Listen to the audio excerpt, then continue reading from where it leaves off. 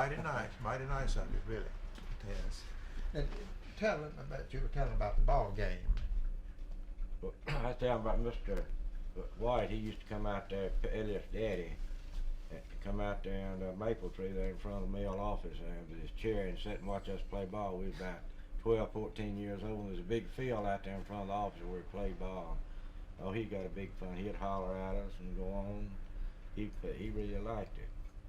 Now we've been trying to find a picture of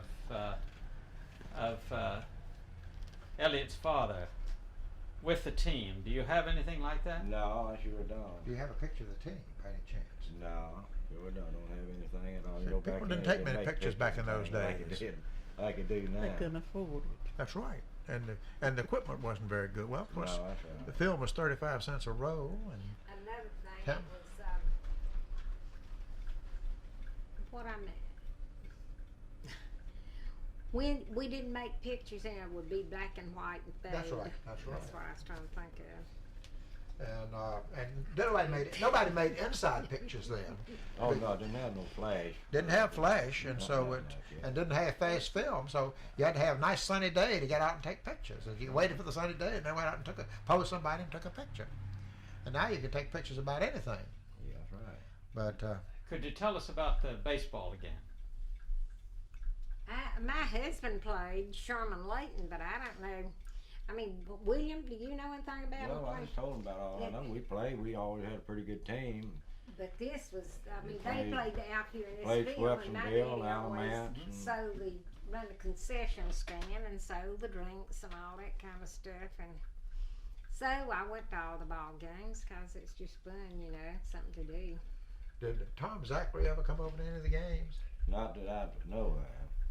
Yeah, he has the dubious distinction of being the guy who threw the 60th home run ball to Babe Ruth.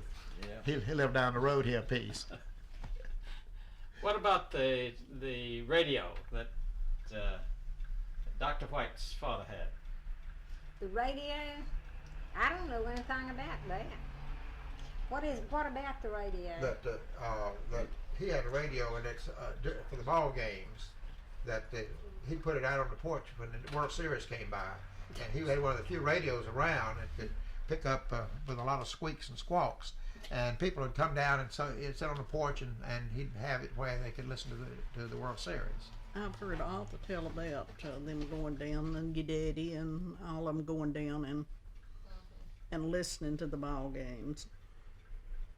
Well, he was a little bit older than I am, so. But You remember Jim Holt? You know, run the store. oh out yes, there? very well. Huh? Well, you know, he had a radio too out there in the store, and we'd go out there on Saturdays and Sundays, you know, during the World Series and listen to the ball game. The store would be full of people. We showed you the store, but between the regular plant and the finishing plant. Yeah, it's about gone now. Yeah, that was a little general store. In fact, that was the only store this side of town, wasn't it? Yeah. There was one up at Sydney, Yeah, one up the city. right in the corner there. Yeah, Mr. Andrews, I believe, right? Yeah, that was Buddy Andrews' dad, wasn't it? Or was it? I don't know. No, he lived down in Pumpkin Hill. Yeah, over on there. Pumpkin Hill, where's that? It's over on there. Well, behind Oneida Mill Village out there called Pumpkin Hill. Yeah. Don't you remember? Cowboy Bill I from didn't Pumpkin know Hill. about Pumpkin Hill, but I heard them talk about it. I heard Arthur tell about who lived over at Pumpkin Hill. Yeah, that's what they always called it, and it's just a section of town. It was Oneida Mill Village behind Oneida, and back where Bradshaw's store was. Well, now, are they the ones that worked did they work at White's Mill? No, they worked at Oneida from over there. Yeah. And of course, the Sydney folks up there worked at Sydney, and the Pumpkin Hill folks were Oneida. Yeah, my grandmother worked up here, and she, I'd heard her tell about it. She took 2 children to work with her. Now, that was before the 30s, that she took the children to work with her. You know, that was before my day, too, but I did work. It's getting back to that now. 10 hours a day when I right out of high school. What'd you say about your grandma? I didn't hear. What? I didn't quite hear you. What'd you say about your grandma? She went to, she worked and took her children to work with her, she said. She was a real tiny woman, and she took the children. My mother could remember that she played around my grandmother's looms where she was weaving. And think how dangerous I that was is. just thinking, my gosh, Ooh. the way those things go.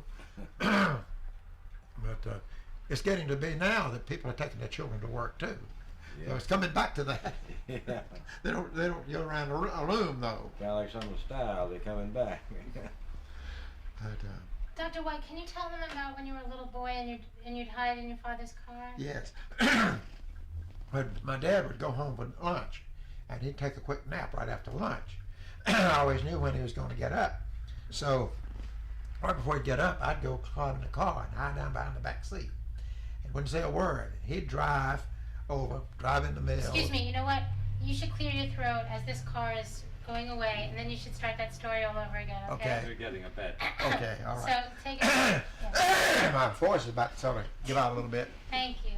But my father would go home for lunch, and after lunch he would take a nap, and would I'd know about when he'd wake up, so I'd crawl in the back seat of the car and lay down behind the back seat, behind the front seat. He'd come out, get in the car, and drive back to the mill, park in the parking lot, walk in. Then I'd hop up out of the back seat and walk in. Surprise! And I can see Alan Tate now, and Laura Mae Holt. Oh, Dolly Moore. Well, you know, you used to be. I can remember that you was a little picky little boy. You know. Oh, I tell you, I was a real character. But my dad would go in and he'd pick up the phone and dial home and say, well, he'd call operator home and says, Adelaide, don't worry, he's here with me. Because he knew he'd been looking for me. And then I'd stay there and make a wreck out of the office. And then Dad would take me when he made his rounds in the mill in the afternoon. And we'd go by in all the departments, so I probably have seen you all. Well, you weren't, no, that was before that time. But we'd go around all the departments and stop and talk to all the people and find out, how you feeling and how's work going and that sort of thing. And then we'd I go remember him. to Jim Holt's store, and John Holt was down the South Rim, and get a Eskimo pie, and then go down to the finishing mill and finish making rounds down there, and then come on back up to the office. Uncle Harvey didn't leave the office much. No, he stayed in there all day. He stayed in there all the time. And Dad, I think his desk was piled this high with junk, and I don't think he liked to go in there. No, he liked to spend more time out in the mill where the people were. Well, he was more person to person person than Mr. Harvey was. He was. He Yeah. Well, was. Mr. Harvey White was a very dignified man. Very. I remember that about him. Well, he didn't like sports nothing like Mr. Will did. He liked sports. Well, Dad, he hunted and fished. He played football for Carolina. My daddy used to go hunting with him. I mean, they'd go hunting together. Yeah. And I told him that my dad catching possums and taking to him. What was that? Possums. My daddy caught possums and took them to Mr. Will White. He does not remember that, he said, but he did. I don't remember the possums. I don't think I have ate. Put on them way. I don't remember that. But he liked pickled pig's feet, and he liked crackling bread, and he liked clabber and buckwheat cakes, and just about anything. My daddy thought he was really tops. Well, I did too. I just adored him. What did your daddy do in the mill? He ran a tie-in machine where you tie the warts. That's what I remember that he did. Yeah, that's right. I filled magazines right out of high school for 20 cents an hour. That was in the 30s, you know. I asked for a job hoping I wouldn't get it, but I did, so. Well, when I started working, I made 35 cents an hour. That was in 42. Oh, well, times have changed. Yeah. My husband died in 42, so it's been a long time, 50 years since he died, Yeah. so. Long time. Well, you made 20 cents. Do you remember what year that was? Must have been 32. 32, I think. Wouldn't it be 32? I imagine it would. I don't know. 31 or 2. Well, And after that, you remember when Roosevelt got elected, there was a big change. Do you remember that change? Oh, 8 hours. I remember that. Yeah. Well, I never Like worked 40 10 hours a hours, week, but 8 that little hours a bit. day. Then I was married and had a baby, so I didn't go back. I didn't work anymore well, for a long the minimum time. wage was 35 cents an hour. Because that's what I was paid. In fact, I have the receipt. Was it My first minimum? paycheck at home. Was there a minimum then, back in those days? I don't think. Well, it was after. It was in 42. Mhm. So it was 35 cents an hour. I saved up enough that summer to take a trip to New York. That was when you could buy an ice cream cone for a nickel. Yeah, and a ticket to New York was $35. But then when Roosevelt came in, it was a big difference. You got 8 hours instead of 10, 11. That's You remember when they that? started Yes. Social Security too, didn't they? Yeah, that's right. And I think. and the wage went up because the minimum wage was 35 cents an hour. Well, I'm particularly interested in this because it must have made such a difference to women if instead of working 10 or 11 hours, you had 8 hours. Could you maybe? Well, as near as I can remember, I'm not positive about that, but I don't think that I made but $5 a week until after the Roosevelt came in, and then I made $12. How'd you feel about that? I was rich. Of course, then the mill just about shut down 2 days every other week, and so. And just gone in debt for new furniture. I just got married, and that was awful. They were trying days. When I finished high school, they talked about us not having a banquet. You know, they always have a junior senior banquet. And we almost didn't get to have ours. Irvin Williams was talking about that they didn't want to let us have it because of the economy. But we did. We had one, such as it was. But we did too, and we enjoyed it. But You enjoyed it and appreciated it yeah. more than they do now. and we made our own fun. We had a good time. And at a little school up there, everybody in town went together, and we all had a big time. That's why they did too. I wonder, did you all ever get to sit like this with Dr. White's dad? Now what? Probably not in the home, but he visited in the mill. Wait. I'm getting some static. Would you mind saying that I said again? probably not in the home because that would. I mean, there's too much going around. Now I know if somebody was sick, I think my dad would go by. And if anybody was sick, they didn't have the money, Mr. White, they would lend people money, because I remember hearing my dad talk about that they could go to Mr. Will, and Mr. Will would see that you got the money, then you paid it back by the week. So, But I remember we all went to the same school. Remember Earl Robinson? Oh yeah. Yeah, he was killed in the war. I remember meeting him in the first grade. Then after we came out, Jack Holt and myself were out here playing in the mill yard. One afternoon, my mother had something to do, and so she wanted my dad to come out and play in the yard. And Earl was there on the outside, and I recognized him, and so on. Well, we've been talking with textile workers and former textile workers all over the South. And one phrase that we've heard very often is lint head. Have you ever had textile people called lint heads? I never heard it called that. Well, I have. But the reason for that, well, you see in the carding department, where the yarn was carded, there's always a lot of lint flying around. Well, you see, you'd be bareheaded without a hat or cap on, and some of that lint would get in your hair. You'd come out, some of them, without combing their hair, and they call them lint head. That's how it started. That figures. He looked like George Washington. Yeah. Now, some people resented that. I just wondered if it was any. Yeah, a lot of people did. A lot of people resented being called that, you say. A lot depend on who. you could go down the street and one person said, and it wasn't anything. But if it was a snob from the other side of town said that, you resented it right much. When you call me that, Mr. Smile. Well, Or in Worcester.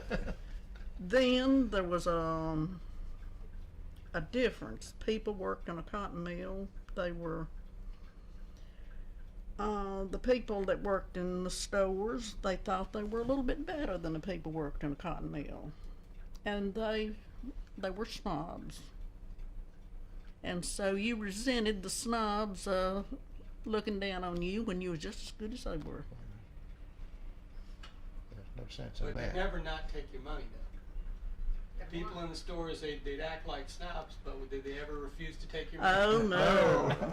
Well, do that. you know, it's talking about jobs. Every job in itself of honest work is worthwhile, and there's no stigma to anybody who does an honest job, and does his best at it. And no matter what you do, if it's honest and you do your job, you do good work, then that's fine. Now, if all of the garbage collectors and all the lawyers would disappear on the same day, who would be missed most and the quickest? Garbage man. Sure but would. Sure but would. Well, so much of this is, I suppose, the way you're raised. I was born and raised in Winston-Salem, and my father was a preacher part of the time and the would-be businessman part of the time. And so we were kind of wanted to be middle class, but not quite making it. And I remember that I was kind of raised to look down on the people who worked in Haynes and Arista Mills. Now, my father never said that. Where it came from, I don't know. It was just kind of around me. Well, your friends and associates, they kind of resented the lower class, and you wanted to be up with the bigger ones. I never got that feeling at all. No. I never really Well, felt my lower father class never did. either. Didn't do that to me. No, we didn't. I mean, And I felt a person was honest. a person If for you who held he your was, head high, not for you what he know, did. I mean, as long as they did you things could go honest. on. What'd you say? If you hold your head high and go on, you don't have to have that feeling. Okay, well, I felt like I was as good as anybody. 42. Yeah, It's a long it's time. been a long time. Good to see you. Good to see you. You know, you look like Buddy Andrews. Did you know that? No. Very much like Buddy. We see Buddy a lot because we had it on class thing. Elliott, how much older is he? Older than you? Yes. Oh, yeah. Oh yeah. I was class of 40. He was class of 34. 34. He's 6 years older than I am. 5 years older because I got a late start. He's 5 years older than I am. So you would be about 74, 75. 75. I'll be 70 in this month. Yeah. When was the last time you saw each other? 42. I don't know when you left, when you quit working. 42. That's somewhere, 1942. And you Summer could 42. And you could recognize each Yeah. other? Oh, yeah. Well, what? He I was know a little him. blonde boy when I knew him, and now he's blonde again. Yeah. I was gonna say, I turned white. I'm just platinum blonde. I haven't turned white at all. Oh, I think about all of you and all of them, Yeah. occasionally, but it's I think about all Sam the time Jones. since I've seen you. Remember Sam Jones?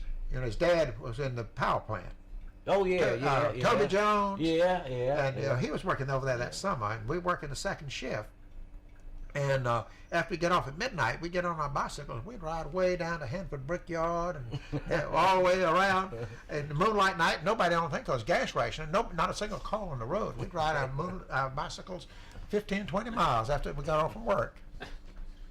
Well, I think Okay. that's That it. was Like when I they said, had- Glad to see. That's Thank you when for they doing had it. energy. Oh, we appreciate it. We appreciate it so So we'll much. see you later. Take care. All yeah. right, sir. Well, Morris, we'll see y'all. Annabelle, Okay. we'll see you. Yeah, I'm going out. Well, is this session ended? Well, my wife will be upset if I don't get back soon. Yeah. Did you ever know Shirley Owens? Well, I know her so well, but I knew Ms. Oh, Owens Miss real Bessie. well. Oh, she was a card, Oh, wasn't well, she really was Oh. one. she? And I have a plant, a shrub that she rooted for me, and it's just we do going too. up the We do storm. too. Several. And she'd tell me about Shirley telling her do this and do that, and you said, Shirley, shut your mouth. See, she's been taking pretty good care of herself to live this long. She did. She did. Oh, I know. She was a character. We're crazy about her. She is real sweet. And but Shirley and I have been living in Charlotte now for what 37 years. You still practicing on No, it? I've been retired 3 years. It's too much of a hassle. Okay. There you Okay. go. Free advice. Well, thank you Thanks. so much, Miss Annabelle. Grandson's just You've been starting such a out. help to us. Well, Yes, thank doctor. you, and And I it's, Ma'am, didn't your think I grandson's a knew doctor? anything at oh, all. you do. No, you do. And And- I am so forgetful. Well, you know, the more you think and talk about something, the more it comes back. And we appreciate everybody with what they've done, because it's just been such a pleasant experience talking with folks that can remember back to my what father. are you gonna do? You gonna have like get this thing together, like fix a history? Yes, and it'll be a while before it comes out. I don't know when, but they're just going all over the South and they've been in Gastonia, and they just because I remember something about the strike that came down, and we've been trying to get into things. And I said, Nita Ruth Oldham Basin was a classmate of ours, and just a darling person. Oh, isn't she nice? She's a sweet Oh, she person. is. I liked her in high school. She was so sweet. And she and Shirley and Jack Holt and Sam Ward were the 4 officers of our high school class. And we're going to have them all down to Charlotte next month for lunch next week. Yeah, I'm sorry. We do it about 3 or 4 times a year, about 3 times a year. So it's fun. Are you gonna send us a sample of this? Like I said, well, I don't know. But like I say, I don't know. Well, We'll let you know when this is. We'll absolutely let you know when this is going to be on and all that. But the reason why we got you is maybe you just tell her about that article. Oh, you just. That is some clock you had. What happened was that an article came out in the Charlotte Observer, and that these folks were going to do this thing on trying to get the history of the thing, do a special on the history of the textile industry in the South, particularly in the 30s, particularly around the time of the big strike. And so they wanted anybody who had any remembrances or knew anybody who knew anything about it to get in touch with them. Well, I just sort of sat down and wrote them a little letter to them that I remembered about the strike and so on. Well, they got in touch with me again, and then they came down and we talked a bit a couple of weeks ago, and then they said they wanted to come down here and see. They couldn't find much information about Trevora, and so I told them about meet them down here. We went down to the old house. They went in through it, and the old Williamson house too, and the courthouse, and the Confederate statue, and Green and McClure, and all the other stuff around town. And then we went down and talked to Bill Allen. Do you know him? Mary Francis Holt. He lives down Trollingwood. He worked in the Trollingwood plant. And we talked with him for a while, and with Francis. And then, of course, I called Nita Ruth, and she gave me your name, and it sounded just perfect. So luckily, not only just you, but we got her and got William, which I think is real good. And I think this brings back a lot of memories and got a lot of information about what was going on at that time. So we do appreciate it so much. well, I'm sure we would like to see what you make of it. Well, like I say, they'll let you know when it's going to be on. It will be on TV. You'll be on PBS, one of the public stations. What we're having is we're getting everybody's name and address who we interview, and we'll send out, everybody will get like postcard listing when it's going to be on in their area kind of thing. Yeah, so George will take your address. And ma'am, you said your grandson's just getting started as a doctor now? Yes, he just he's had his medical training, and he is a doctor now. He's been in Japan for 2 years, and he's with the service. well, he was his dad paid for his first year medical school, and then he got help through the Navy Okay.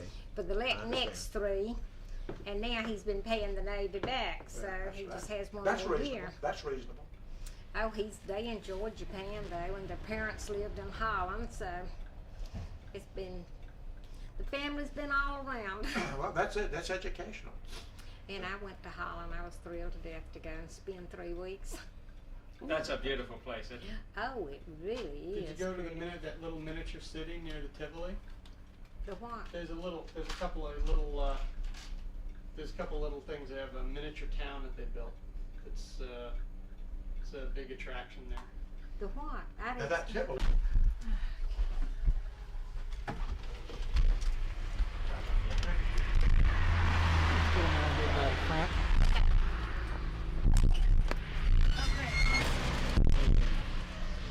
Ours? No, the tower. As he walks out. Yeah. I wish I could be happy. Yeah, I'd like to get somebody. Now, is there anybody in this town you don't know? Oh yes, oh yes. Listen, I've been away from this town for 50 years.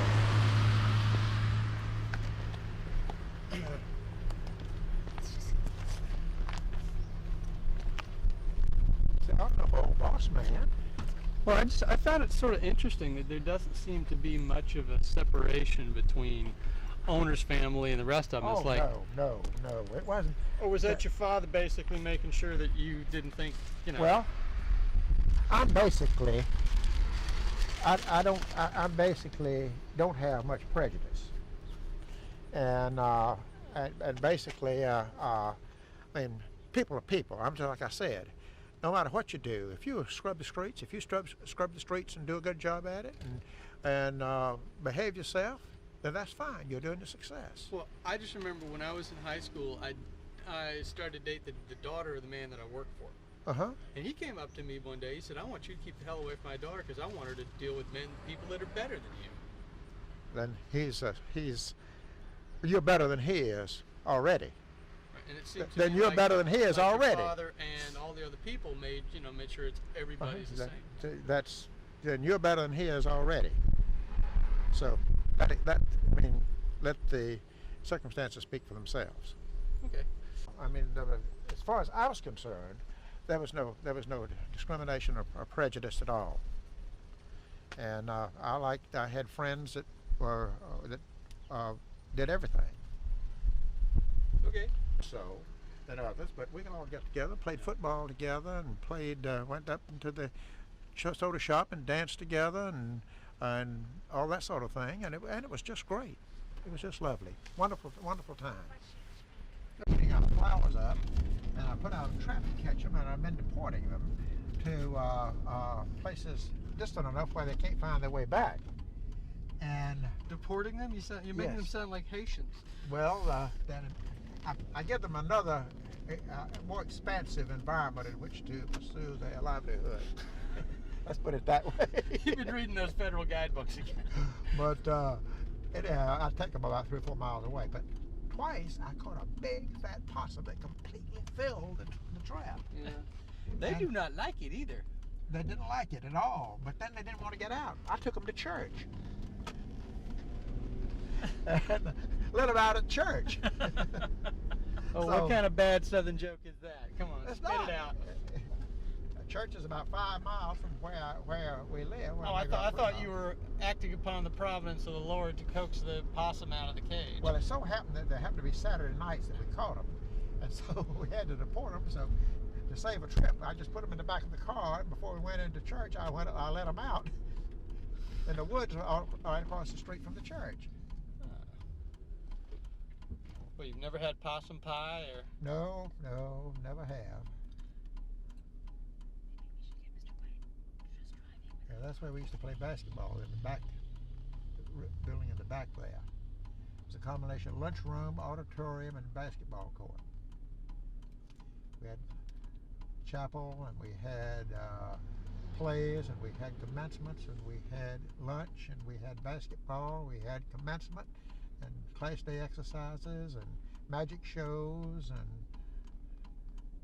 guest speakers, and everything.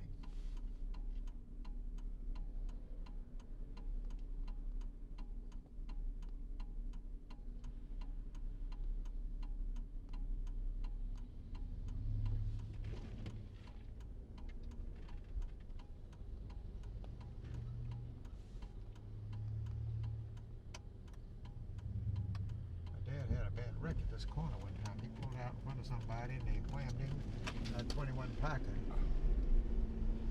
Who won? The other guy, he traded it in on a 35 Chevy. What was he driving that would whack out a 28 Packard? Well, it was a 21 Packard, but it was the 12 year, car with Packard was 12 years old at the time. And Alan Tate, who was the bookkeeper, lived here. His son was a physician here in town. Good friend Robert Browning lived here. We had 4 of us that sort of went around together a lot. Robert Browning, Sam Ward, Jack Holt, and myself. We called ourselves the 4 Horsemen. And we all joined church on the same day. And Sam was killed in the Battle of the Bulge. And his mother lives up in Davidson now. We see her from time to time, and his brother lives up there, older brother. Robert was a big, fat guy, the typical big fat guy. His daddy ran a candy shop, and he suffered from it. And but he was in the Merchant Marine during the war. The ship was torpedoed in the Indian Ocean, and they were in a lifeboat. And when they finally picked him up right off the coast of South Africa, he and another guy were alive, but he died before they got to shore. So he starved to death, which is, I think, ironic, in that he was such a big eater. Now, when we come in here, we just want to be quiet, Doctor. Correct.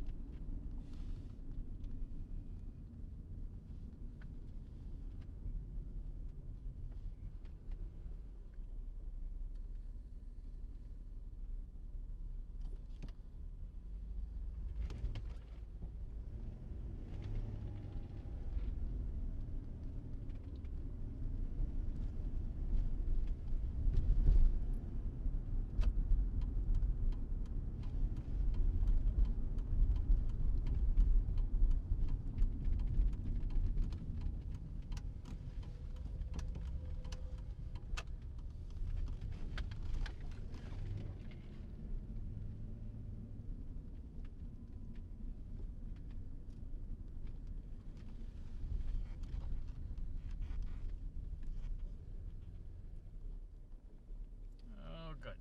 Just before you say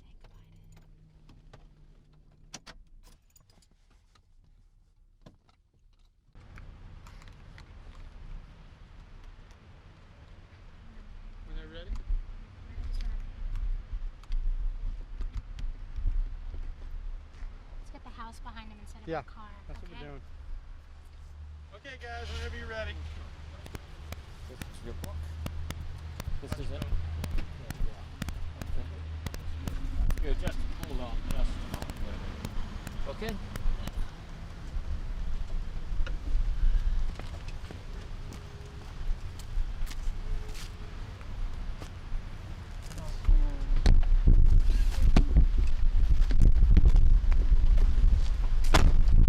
Show me that that information in the book. Okay, it's. Wait a minute. I believe it's in my car. I believe No, it's your in my book car. is in the back seat of ours. Yeah, it is, but I think this is another thing in the Okay. back in the car. I have my All right. briefcase. Okay, good. All right.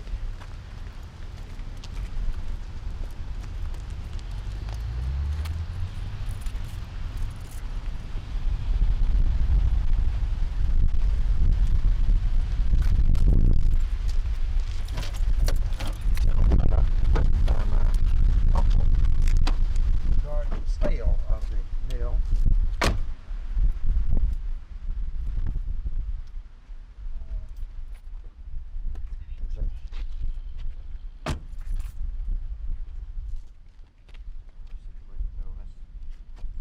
Here it is. Okay. Wachovia Bank and Trust Company. Yes, that was- Winston-Salem. Yes, that's the trustee of my father's estate. Uh-huh. Mm. Executor, my mother, and Can you start that again? Yes. Having some- the Wachovia was, well, it doesn't have its fender, this is for share of stock. Okay. But this is your father's Executor. executor Uh-huh. from Wachovia Bank. Yes. Wachovia, uh-huh. Charlie Norfleet. Did you ever know him? Yes, I did. He was the. Well, I knew his shot. name. I Yes, didn't know him personally. Yeah, he was at the party where Smith Reynolds was shot. And but this is this doesn't have the spindles in it, but somewhere around I'll have it. Well, thank you All right, very well. much. It's been a fascinating day. Well, thank you, and I've enjoyed it too. And any other way I can help, holler. Thank you. Okay. If you wanted to go out to the Holt place, it's out at Alamance. Well, it's not open. It's open, closes at 4:30. But there's a little museum out there from E.M. Holt. That's where Alex Haley's great-grandmother and great-grandfather were married. And he gave the bride away. And they have a room out there devoted to textiles, which might be interesting. But I think today, you got to what you wanted. Some excellent stuff. Thank you. All right. And please apologize to your wife for I us will. keeping you so I long. will. And let's see, I need to get the stuff out of there. I got it. Yes. Okay. All right. I know. Go on Dad's radio. Worse. Okay. The lady who lived here had the loudest voice in the neighborhood. Get it in front of There my must have body been a lot of 15 times. kids. Body will block the 15, wind. 20 kids all in the neighborhood in a matter of a couple of blocks. And she'd come out and holler, Harrison, Harrison Jr. And you could hear her all the way to the courthouse. My dad had a whistle. He'd blow one long and two short blasts on the whistle. And I'd come running. If I did not come, by the time he blew third time, he'd start yelling. If he started yelling, I knew I was in trouble. But you could hear it. And let's see, I believe that is it. Oh, Francis. Oh, the newspaper clipping. I believe I put it back in. Back here. Yeah, there it is. Oh, good. We don't want to miss that.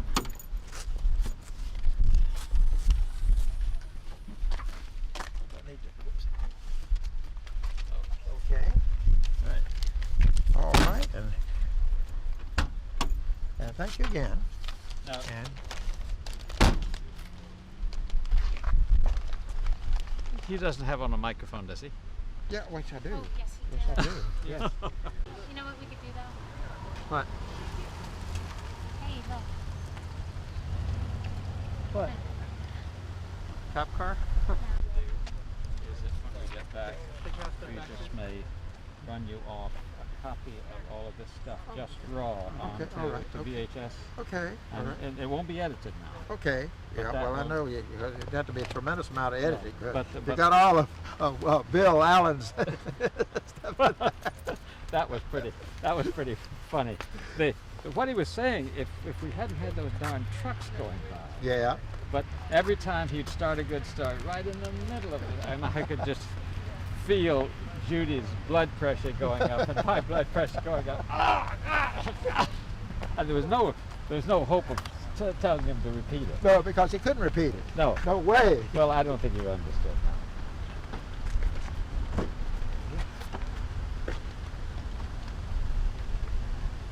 Tell the doctor how wonderful it was to get those letters from him. Oh yes, when we got the letters from you, Yes. telling us that about your family history and Yes. and your interest in our project. Yes. It was such a joy because, as you know, we've been looking for 3 years to get people who are quite willing to be open and honest about all of this. And your letters indicated that Well, you were I willing hope it's to. sort of what you wanted, and I hope it does. I hope maybe it'll help save this house. Hope so. It might. It might. Yes. It needs all the help it can. Thank you again. Thank you. Bye bye. It was a pleasure. My best to your wife. Thank you.